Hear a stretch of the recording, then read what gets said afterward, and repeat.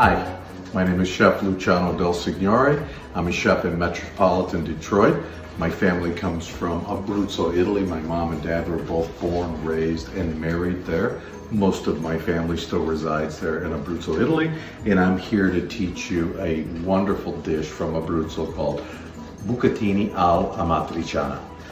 So it's a really simple dish. Here's all the ingredients we need. We have guanciale. I have some already cut. Now guanciale is the pork jowl that is cured very much like you would cure prosciutto or salami. There's skin on the guanciale. I cut a little piece off. I took the skin off and I diced it very small. Now you can reserve that skin as well to put into a soup, a minestrone or something. It'll lend a lot of flavor. Just a touch of extra virgin olive oil from Abruzzo. I have some onions diced. I have a little bit of peperoncino, which is chili peppers. I have some parsley back here. Some bucatini pasta comes from a beautiful producer in Abruzzo called Rustichello di Abruzzo, which I love. I have some tomatoes, which I happen to put in the jar myself, and a little bit of Pecorino Toscano from Italy as well. The finest guanciale you're going to find is the finest you can afford. We're going to start with just a little bit of olive oil in the pan. And the reason I say just a little bit of olive oil, because typically I love to cook with a lot of olive oil, is because there's so much fat in the guanciale, it's going to render itself, and that is going to be the fat and flavor in the dish. So what we're going to do is put the guanciale in the pan, and we're going to let this slowly render. One thing that this dish loves is a lot of black pepper. So I'm going to put a lot of pepper inside my guanciale while that's cooking down. And the point of this purpose here is to take some of the fat off of the guanciale, to cook it till it's got that perfect little chew, almost like al dente pasta. Welcome back. So my guanciale here has been cooking nice and slow for about 10 minutes. And as you can see, how you want to get the consistency of your guanciale is not like crisp bacon, but more someplace in the middle. We want to render some of the fat, about 50-60% out of the guanciale, but we still want it to have some chew. So now at this point, what I'm going to do is I'm going to take the guanciale out of the pan, and I'm going to set it over to the side and just move that like this. Now if you look inside the pan at this point, you can see how much oil is in the pan. What I'm going to do is I'm going to just take and remove a little bit of this oil, which by the way would be fantastic for reserving to start off a soup like a minestrone. So now you can see how much oil is in the pan, and here now we can insert our onion.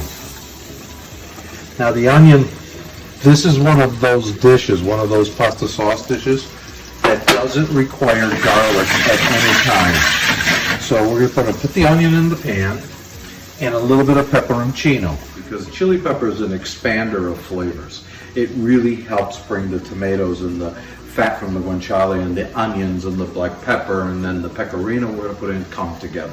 And it's a great expander of flavors. But if you do like a little bit of spice, put a good pinch in there. Spice in this sauce is very good. So we're going to let these onions now cook down until they start to not really caramelize, but to almost just become translucent. And then here's the perfect pasta for the dish.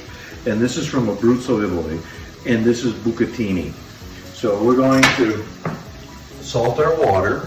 I have about 1.5 gallons of water boiling here. And in 1.5 gallons of water, I'm going to put, I don't know, like a 1/4 cup of salt. Salt is very important when cooking pasta. Make sure it's at a rolling boil, and then I'll put the bucatini in.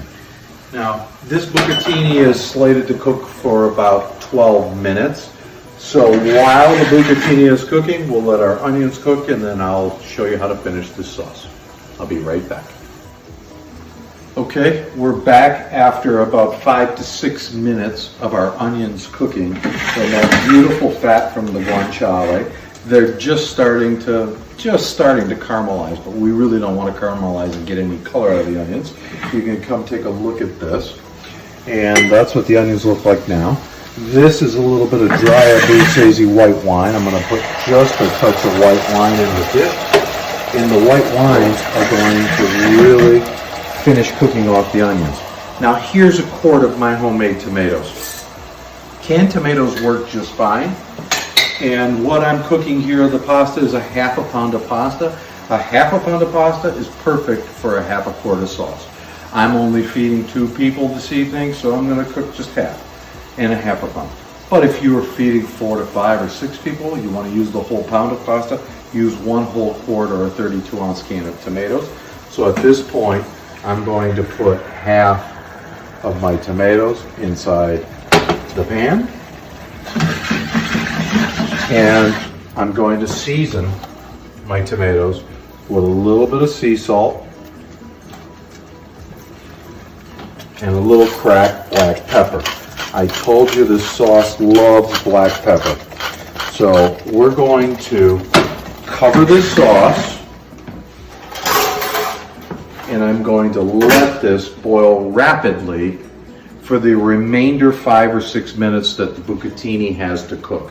And then I'll be back and we'll finish the sauce and I'll show you what the dish looks like. Okay, we're back.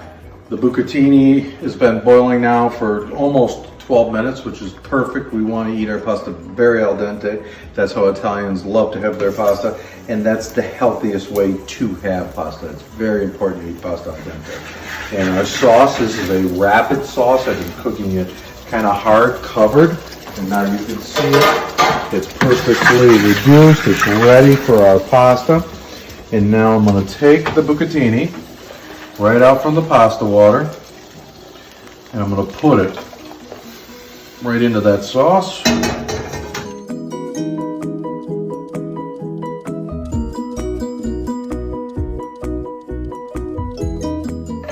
What's one of the most important things to cooking pasta? A little bit of this starchy pasta water. Okay? Why? Because it's important that we allow the noodles, that we take them out of the water very al dente, and we put them in the sauce.